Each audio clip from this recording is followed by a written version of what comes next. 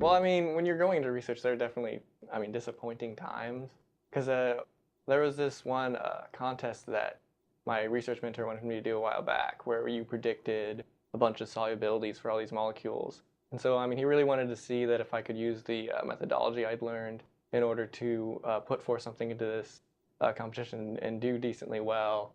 And I worked pretty hard on it, but in the end, I couldn't finish it in time for the deadline. So, I mean, that was pretty disappointing for me because I felt like I kind of let my mentor down or whatever. But even then, he wasn't really hard on me or anything for it because, I mean, it's just another thing in research is sometimes things you want to end up get done don't necessarily work out how you want or you can't finish them in time. So I think that's another valuable lesson you learn over time. Well, I mean, when you don't, you just change your report. Like when you have an abstract, you write generally what you're going to present, but it doesn't all have to end up being in there because sometimes results end up being wrong or you really don't get what you wanted because when you send an abstract to like a meeting like AICHE, you have to send it in 6 months ahead of time.